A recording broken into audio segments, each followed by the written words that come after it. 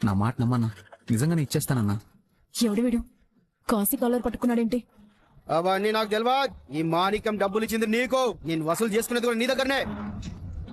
నీకు 4 రోజులు టైం ఇస్తున్నా, నువ్వేం చేసుకుంటావో నీ ఇష్టం. డబ్బులు ఇచ్చావో సరే సరే, లేదంటే నా సంగతి నీకు తెలియదు రోయ్. ఈసారి గుమ్మంలో కాదు, ఇంట్లోకే వస్తాను. అంతదాకా తీసుకుపోయాకో నీకేం మంచిది కాదు. నీ డబ్బులు ఇచ్చేస్తానన్నా. కాశీ బతిమలాడుతున్నాడేంటి? అసలు ఎవరు మోసం చేశారు? 4 రోజులో నువ్వు ఇస్తావో నన్ను రమ్మంటావో చూసుకో.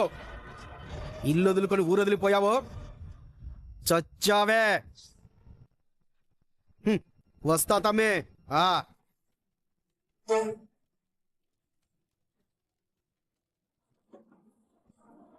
కాశీ, ఎవరతను? అతనా? అతను అతను నా ఫ్రెండ్ దిల్లు. అందుకేనా ఊరు వదిలిపోతే చంపుతానని వార్నింగ్ ఇస్తున్నాడు? దిల్లు, అంతా చూశాను కాశీ. అసలు వాడెవడు?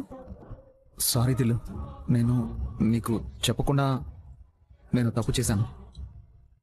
ఏంటది?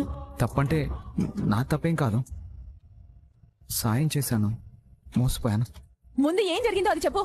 అది నా ఫ్రెండ్ శ్రీను గారికి ఏదో ఫైనాన్షియల్ ప్రాబ్లం వచ్చిందని బాధపడుతూ ఉంటే, ఇదిగో ఈ ఫైనాన్షియల్ మాణిక్యం దగ్గర నేను హామీ ఉండి వడ్డీకి 10 లక్షలు అప్పిప్పించాను. 2 నెలల్లో మనీ తిరిగి వచ్చేలాగా ఒప్పందం, పేపర్స్ అన్నిటి మీద నేనే సంతకం పెట్టాను. వాడిప్పుడు ఫోన్ లిఫ్ట్ చేయడం లేదు. ఎంక్వైరీ చేస్తే వాడు దుబాయ్ వెళ్ళిపోయాడని తెలిసింది.